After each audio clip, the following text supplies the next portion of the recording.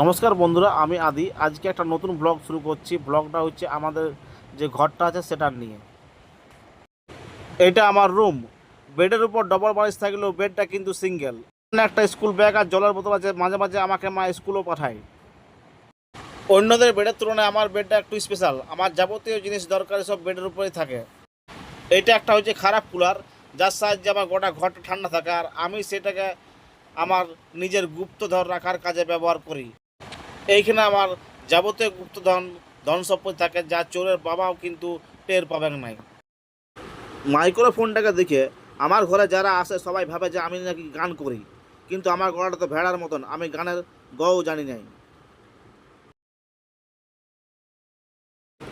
রান্নার জন্য আমাদের ঘরে ব্যবহার করা হয় এই উনানটা আর এই কড়াইটা। আমার মনে হচ্ছে যে কড়াইটার তুলনায় উনানটা বেশি বড় হয়ে গিয়েছে।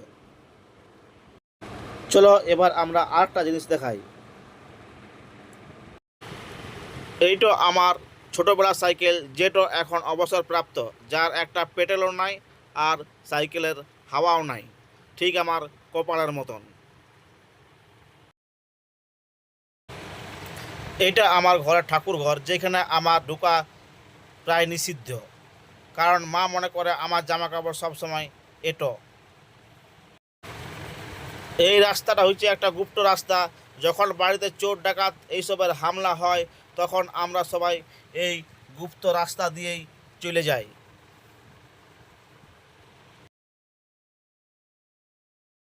ঘর থেকে বাইর হয়েই আমার অ্যাভেঞ্জার গাড়িটা, যার একটা সিট আছে, একটা সিট আমি খুলে রেখে দিয়েছি, কারণ আমার ডবল সিটের এখন কোনো দরকার নাই। এই যে একটা অ্যাকুরিয়াম, যেখানে মাছ নাই, ছোটো ছোটো গাছ আছে। ব্রিটিশ সরকার থেকে আমাদেরকে এই সিলটা দিয়েছিল আজ থেকে প্রায় 200 বছর আগে, কিন্তু সিলটা সাইজটা ছোট হওয়ায় আমরা আর ইউজ করি নাই। অবাধ্য বাসনপত্রগুলোকে আমরা জেলের মধ্যে ভরে দিই, যাতে তারা একে অপরের সঙ্গে না লাগে ঠং ঠাং আওয়াজ হয়।